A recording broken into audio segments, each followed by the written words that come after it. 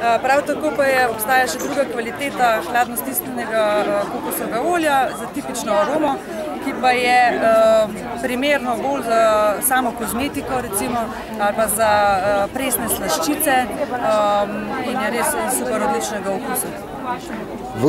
Veliko dobrih informacij in uporabnih informacij smo dobili o kokosovem olju in o kokosovem olju Omega and More. To v zvezi s hujšanjem, a gre za kakšno žličko? Gre za žličko, čajno žličko?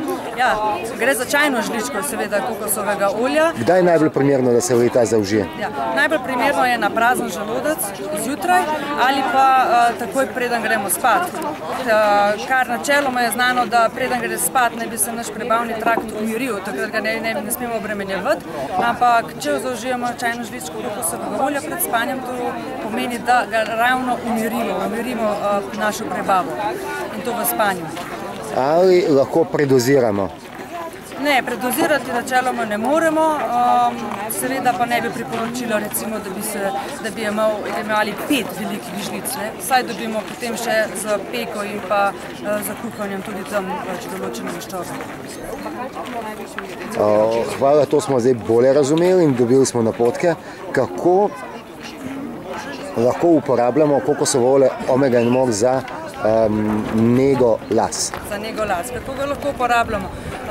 Zelo preprosto, ali samo kokosovo olje damo žličko ali dve v neko drugo posodo, toliko, da ne jemljemo iz same embalaže in si to takoj nanesemo na same lase kot masko. Se pravi, lahko že samo kokosovo olje nanesemo na lase in pustimo delovati 10 do 15 minut, preden si operemo lase. Se pravi, pustimo 10 do 15 minut, da usrka to kokosovo maščobo, potem pa to dobro speremo z seveda najbolje kakšnim naravnim šamponom in lase posušimo in to. Kakšen je učinek? Kaj se dobi s tem?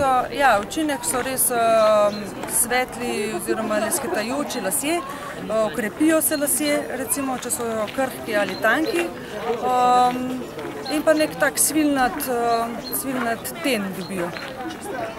Hvala lepa.